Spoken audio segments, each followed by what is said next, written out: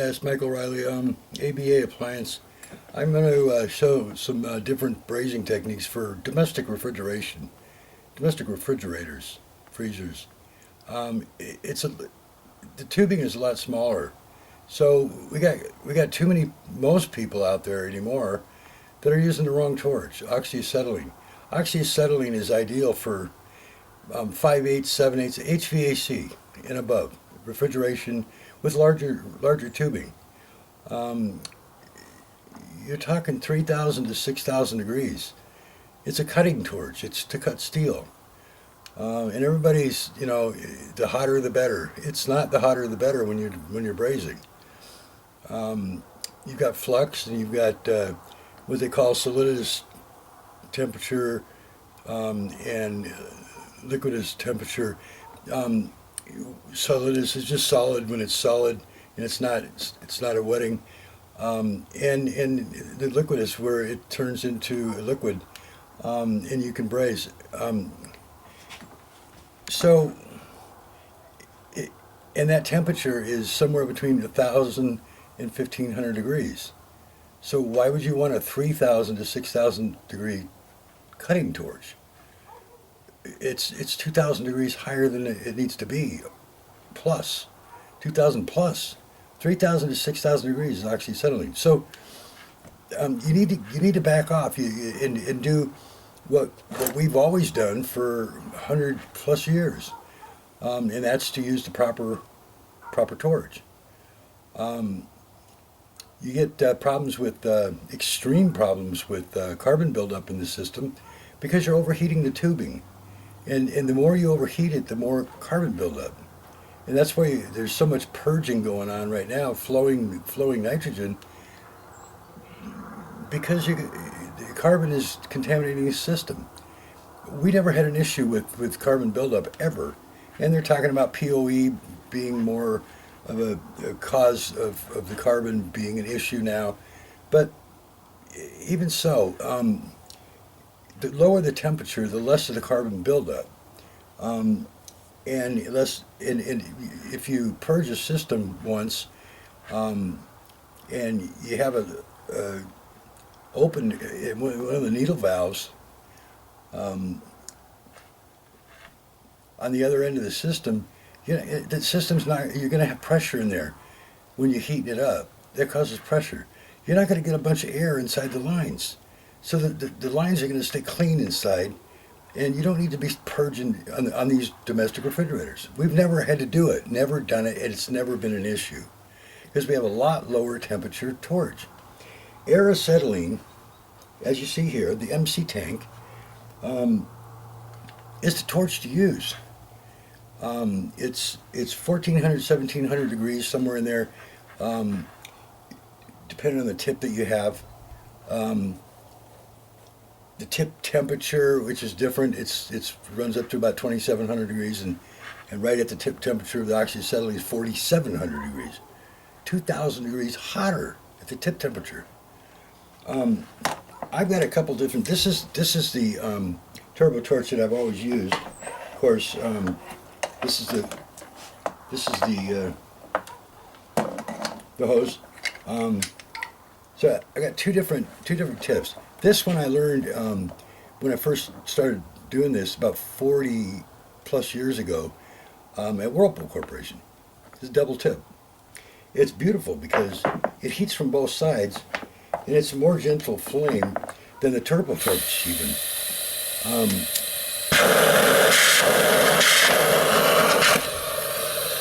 And you can see that,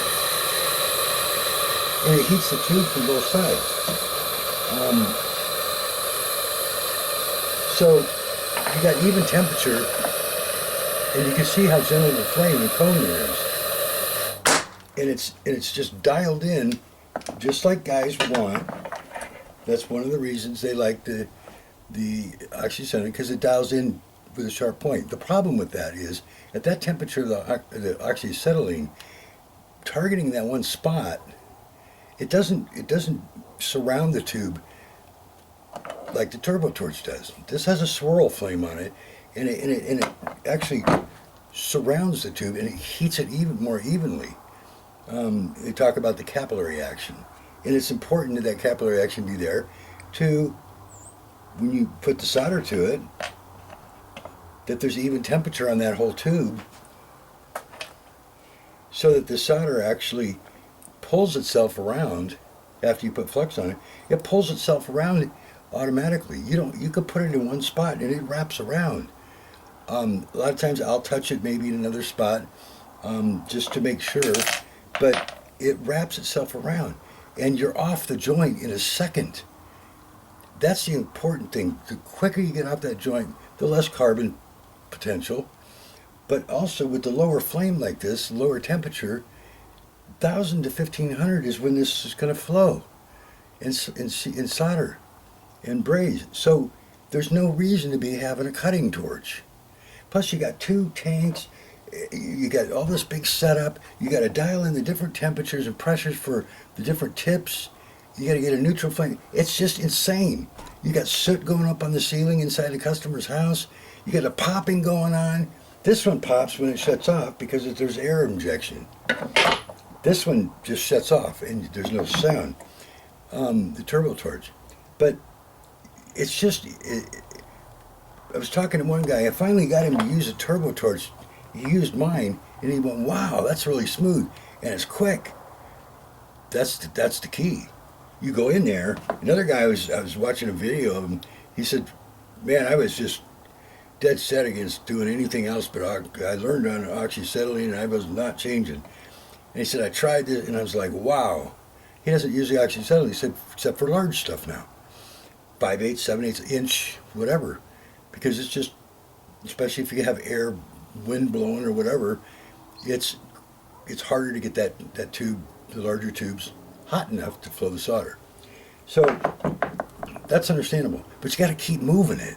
And everybody that's been trained with Oxy-Acetylene, and most people haven't anymore, everybody's learning on YouTube, online, and that's just not the way to get trained. You get bad examples from people that don't really know what they're talking about. I'd like to dispel this. You need to start getting back to the proper torch, guys. And I know that this younger generation is really resistant to make changes. They know it all. They know what they're doing, and the problem is I keep having to go out and clean up after you guys. I mean, I manufacture evaporators and I sell it to a customer, and they get a service tech out there that says I've been doing this 20, 30 years, 10 years, whatever, and I got to fly out there. 3 times I've had to fly to different cities to clean up a mess. And then here where I'm locally, I had to drive 3.5 hours to get to, and go back a few times because the guy just destroyed this system. This was a case where he didn't even use brazing. He said, "Oh, I can use the lock ring fittings. Oh yeah, you can use that on aluminum and copper." And he puts it in a refrigerator. You can't do that. Those fittings, if you guys don't know them, you haven't read the really tiny small specifications and engineering specs on those fittings, they leak. They admit it. It's a really tiny leak, but you can't. That's why this is called a sealed system, because there's no leaks. Because it is brazed. It's soldered. You can't use mechanical fittings on sealed systems. The other thing with the lock ring fittings is they're made for aluminum with plastic coating, and that's what's on the split systems, mini split. They have plastic coating on the aluminum. It's not even real aluminum as far as I'm concerned. And I braze aluminum with copper when I make the evaporators. I couldn't braze those because it's a plastic coated. But that's what helps to seal with those mechanical fittings. You can't use it on copper and aluminum. They leak. They actually leak. They say it in the engineering specs on their websites, different manufacturers. And it's a really small leak, but it's a leak. You can't do that. So I had to go out and I had to take these things off, and I had to redo the whole system. The point is use the right torch and do the job the proper way. You can't just do what you think is going to work. This has been going on for hundreds of years, guys. We don't need re-engineering from the younger generation. We know what works. I don't understand the resistance to do things the proper way. You're doing a disservice to the customer because it's not going to last, especially those fittings. They just leak, and it was a week, and the guy had getting a hold of me and saying, "Yeah, it's not cooling again, and he won't come back." Well, of course he's not going to come back because he did it wrong. He got a bunch of money from you, did it wrong, and he's not going to go back and do it the right way. So, the proper torch for domestic refrigerators, freezers, whatever, domestic, okay? So when I do the process, you try to keep the temperature down as much as possible. It's really critical.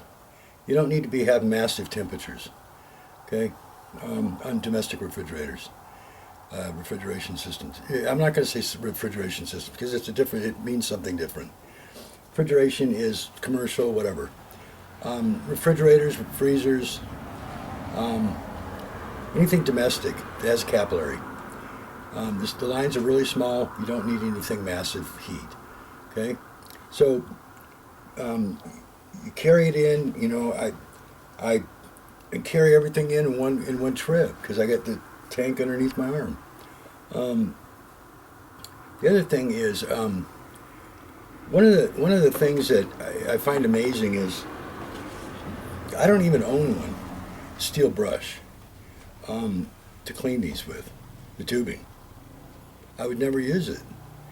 The only one that tends to work a little bit better because the teeth are finer and they're crossways across each other is the handle that has the brushes inside of it, and you put your tube in it and then you rotate it. Those tend to clean pretty well and close together. The problem with the wire brush is there's gaps between the wires. So when you're cleaning it, you're leaving gaps that are not touched by the steel. It doesn't clean it. It leaves dirty spots. So when you go to braze it, it doesn't matter whether you put flux on it or not. You're still trying to flow solder on that dirty spot. So you really need to use emery cloth, fine emery cloth. And it's in all the refrigeration stores, supply stores, and clean it really well so that you all the way around, so that you have a good clean joint all the way around. It just takes a second, but the thing is, if you think about it, the side is not where the solder's going. This is where guys they don't think. The side is not where, I have a training school, and I've been training techs for 30 years. ApplianceRepairTechSchool.com. I've had guys come in all over the world and train them. Think about it. Where's the solder going to sit? When you put a tube in here, let's say this is a tube. Where's the solder going to sit? It's going to sit right there on the shoulder. Nobody cleans the surface. Nobody does. I do. I'd say almost nobody. There might be a few of you out there. You need to go across that opening. Okay? You need to clean that opening because that's where the solder's sitting when the other tube is inside of it. Duh. So if you don't clean that, you're trying to solder that. See how clean it is now, the end? That's where the solder sits, on the end, not on the side, unless you use way too much solder.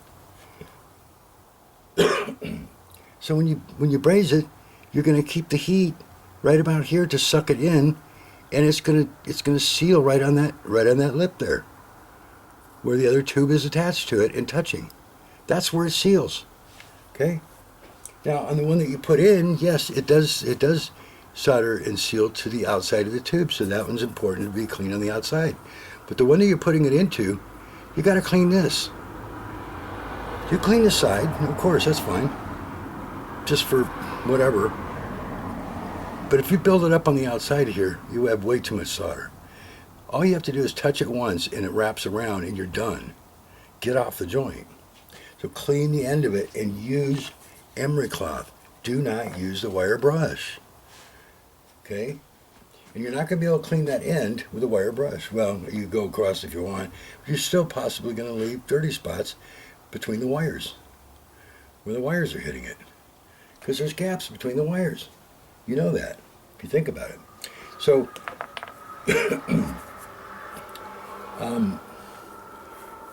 clean that joint, and that's probably the most important part of the brazing process, is getting that joint clean of any debris. It doesn't matter. I had a tech that was with me on a job. I hired him to come out and help me, and he says, I said, why aren't you cleaning the tubing? You got to clean it. That's the most crucial spot. He said, no, the Oxy-Acetylene cleans it all off. Are you kidding me? If this is your method and this is what you're believing, because there's some statements that it's so hot that it will clean the. You can't do that. You got to clean the joint. You got to use emery cloth on the joint. You got to take steps. You got to do all the steps, and that's a critical step. Cleaning the tubing. So don't take shortcuts. White flux paste is and manufacturers of the solder. I use Sulfos 15, and I always do. And I was talking to a guy yesterday also about brazing to steel. He's like, yeah, you have to use 50, 55. It's like, I've always used Sulfos. Condensers are steel. I've always soldered brazed right into steel with the copper. Never had an issue with a turbo torch. The issue could be because it's too hot.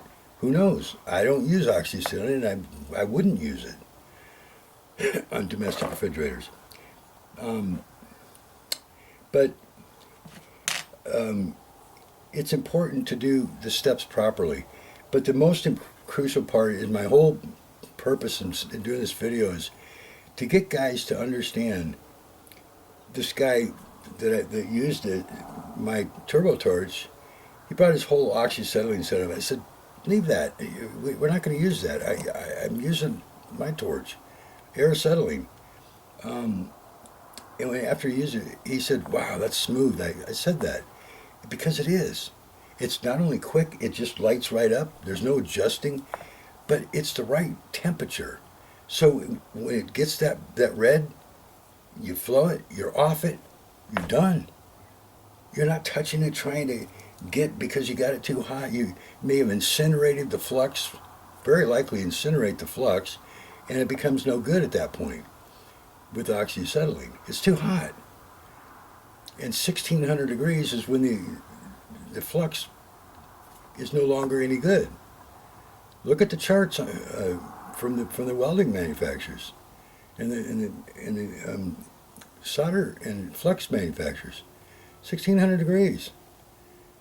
You're up at 3,000, 6,000 degrees with Oxy-Acetylene. You think flux does any good? No. You're just incinerating it. I had a conversation with a guy yesterday, and I don't think I'm going to have him work for me because he's learned wrong. He has the wrong ideas. He's dead set on Oxy-Acetylene. I used turbo torch, just not hot enough. Yes, it is. It's the perfect temperature. I mean, what kind of hurry are you in? I mean, 20 seconds is not fast enough for you? I mean, the mentality is unbelievable. Causing carbon buildup inside because you're using way too hot of a torch. Double the temperature. That's insane. Guys, start doing the jobs right. It also cuts off your time dramatically. Not only dragging all this Oxy-Acetylene setup in and getting it all dialed in. There's an hour probably by the time you get just the Oxy-Acetylene dealt with. Wasted. Then you got to purge flow nitrogen, and there's more time wasted because you have way too hot of a temperature. You don't need to flow nitrogen when you're using a turbo torch and you're off that joint in 2 seconds, but you make sure that the air's out of the system first. And leave one of your access ports open at the end of the system. The heat from the torch is going to put pressure in the system. So it's going to be forcing it out that hole. It's not going to allow air to come in. Okay, common sense. So we just never have to deal with it if you do it properly with the turbotorch, with domestic refrigerators. I'm only talking about domestic refrigerators here because when you get into heating air, you're gonna have to flow nitrogen. You're probably gonna, because the lines are so big, especially if you're up on a roof and there's wind blowing. The tube is gonna keep getting cool every time you heat it up, and anybody that does the job knows that. So you almost have to. That's why I would have a little bit of a difficulty when I was using the turbo torch if I was up on a roof, because the air's blowing, the wind's blowing, especially if it's in the winter time. So, but there's bigger tips that will get this hotter on the turbo torch even, so you can do that. But I always had an 8 because most of my jobs were system-wise, brazing-wise, were domestic refrigerators. So. I'll do another, like I said, I'm going to do another video after this, so look for that on the brazing, actual brazing, so, and how quick it is, and the steps to follow in doing it right, to be helpful to those that want an easier way, a cheaper way. You don't have to buy nitrogen, you don't have to buy oxygen, you buy an MC tank. There's plenty in here for. I mean, I never had anything bigger than an MC tank. I never had a B tank. It's too big. I don't want to lug that around. For HVAC, I used this, and it lasted plenty long, because you're not on the joint. With 20 seconds, 30, it might be lit for 45 seconds, and you have it off, and a tank lasts a couple hours, full on a couple hours. It lasts. For me, like forever. Many jobs. You just watch your gauge, and before you go out there, if you're low, get another tank. So you don't need a big B tank. You don't need to lug all this heavy equipment around.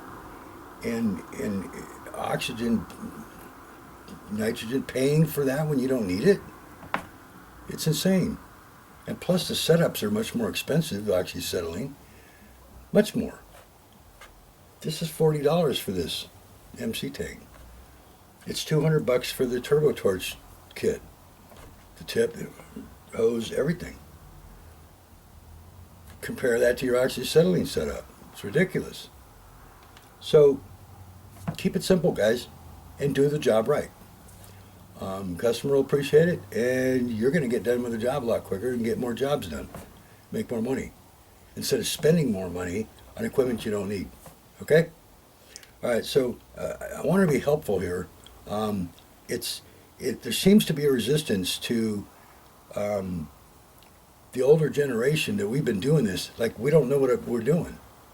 We do know what we're doing. We actually do it the proper way. Most of us. I was factory trained. That's where this came from. And this is really nice because it heats both sides of the tube at the same time. It's even heat. When you touch it on there, you're done. Turn it off, you're done. You're not sitting there feeding it, trying to get it to stick and flow and seal. No. Proper temperature. You don't incinerate your flux. Proper temperature. It doesn't cause carbon. Proper temperature. It flows properly. I mean, it's all about the proper temperature. And you have way too hot of a torch. So please think about trying it out. Try it out. You're going to love it. Honestly, you are. They have different tips. This is an A8, and that's real nice for up to, I think it's like an inch or whatever. But we never go that high on domestic refrigerators. Like I said, it's capillary, it's quarter, it's 5/16, maybe 3/8 at the most. And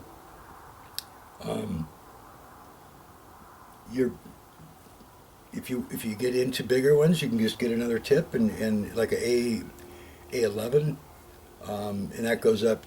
It's even hotter. They have them bigger than that, but you don't need that. You don't need anything bigger than A11 for even HVAC. So, and then this, like I said, this other one is A3, and I use that on the aluminum, the copper, because I want to drop the temperature even more. And there's no adjustments of Oxy-Acetylene. The only adjustment is the different tip. Once you put the different tip in, unlike Oxy-Acetylene, you put a different tip in, you got to adjust the temperatures. You got to look at the manufacturer's specs. This, you just turn it on and light it. It does its own adjustment. I mean, it's just simple, especially for beginners. But I've been doing this over 40 years, and I would never use anything else because it's the proper temperature. Everything is perfect. And the joints are just unbelievably clean.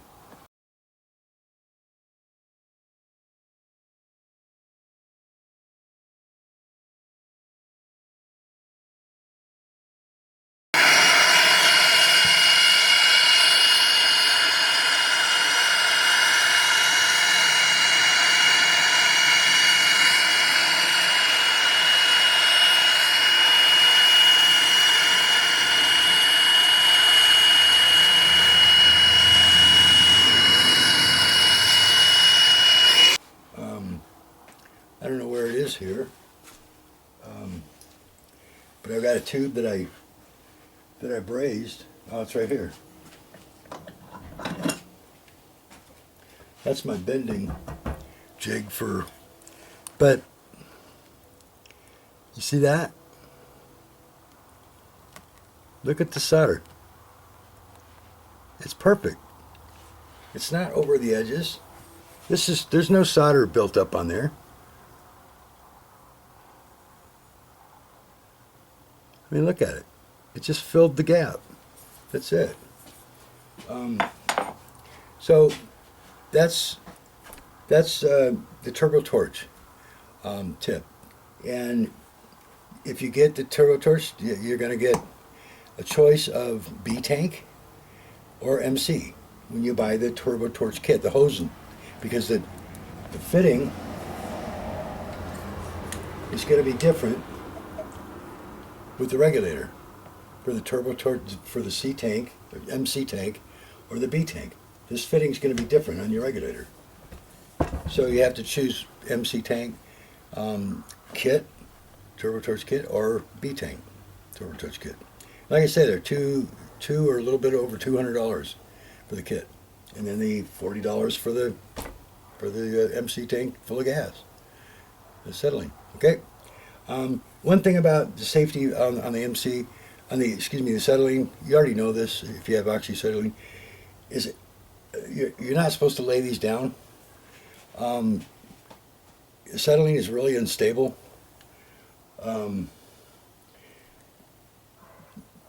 They actually put another gas in here, liquid in here to stabilize the acetylene, and it's supposed to be upright.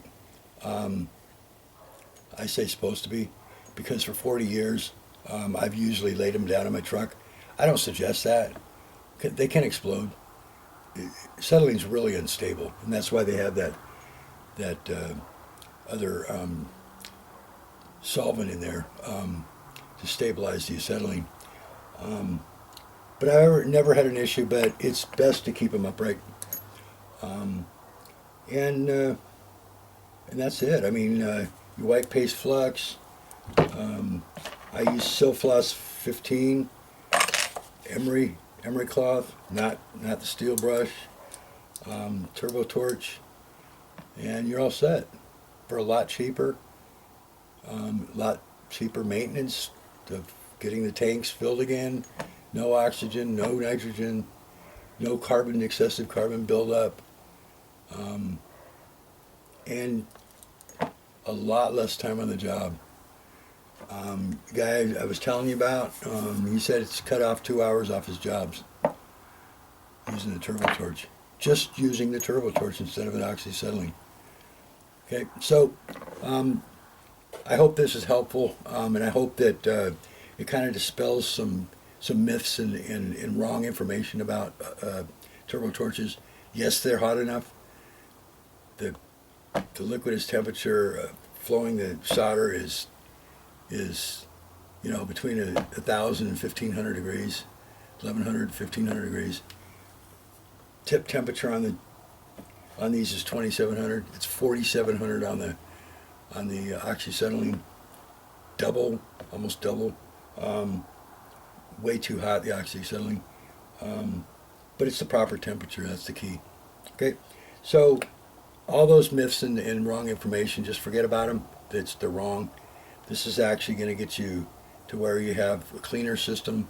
You're not going to have to purge flow nitrogen, and a lot cheaper and quicker on the jobs. Okay? All right, once again, it's Michael Riley and it's ABA Appliance. Please do subscribe. I appreciate it if you do. Thank you.